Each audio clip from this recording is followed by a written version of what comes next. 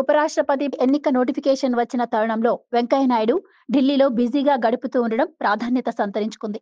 ఒకవైపు ప్రధాని మోదీతో ఏకాంత సమావేశాలు, ఆర్ఎస్ఎస్ ముఖ్యులతో భేటీలు ఇప్పుడు హాట్ టాపిక్ గా మారుతున్నాయి. కేంద్రంలో మారుతున్న లెక్కలతోనే వెంకయ్య నాయుడు ఎంట్రీ ఇచ్చారు అన్న ప్రచారం సాగుతుంది. వెంకయ్య నాయుడు రాజకీయాల్లో తిరిగి యాక్టివ్ అవుతారా? ఉపరాష్ట్రపతి పదవిని మరోసారి అందుకుంటారా? లేకుంటే బీజేపీ జాతీయ చీఫ్ గా బాధ్యతలు తీసుకుంటారా అన్న టాక్ అయితే ప్రారంభమైంది. వెంకయ్య నాయుడు బీజేపీలో సుదీర్ఘకాలం పనిచేశారు. బీజేపీ జాతీయ అధ్యక్షుడిగా కూడా వ్యవహరించారు.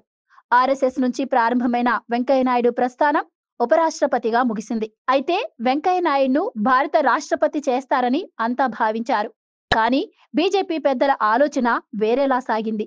గిరిజన మహిళ ద్రౌపది ముర్మును తెరపైకి తెచ్చి రాష్ట్రపతి పీఠంపై కూర్చోబెట్టారు.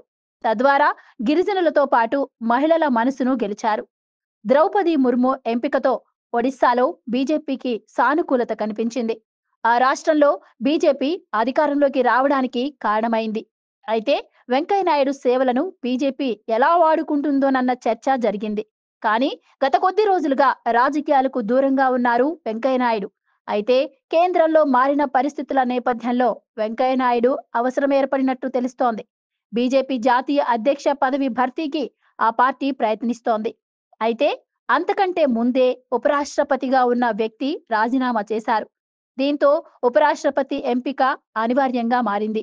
దక్షిణాది రాష్ట్రాలకు ఛాన్స్ ఇవ్వాలని బీజేపీ పెద్దలు భావిస్తున్నారు. కానీ ఈ విషయంలో ఒక నిర్ణయానికి రాలేకపోతున్నారు.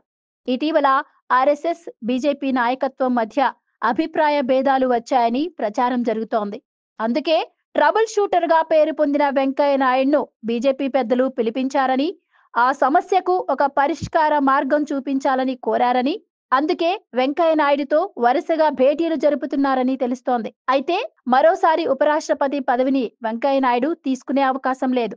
దక్షిణాది రాష్ట్రాలకు ఇవ్వాలనుకుంటే తమిళనాడుతో పాటు కర్ణాటక నేతల పేర్లను పరిగణలోకి తీసుకునే అవకాశం ఉంది.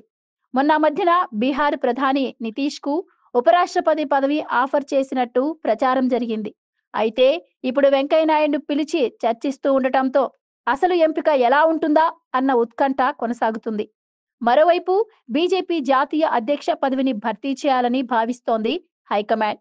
ప్రస్తుత అధ్యక్షుడు జేపీ నడ్డా పదవీకాలం ముగిసింది. పైగా ఆయన కేంద్ర మంత్రి కూడా.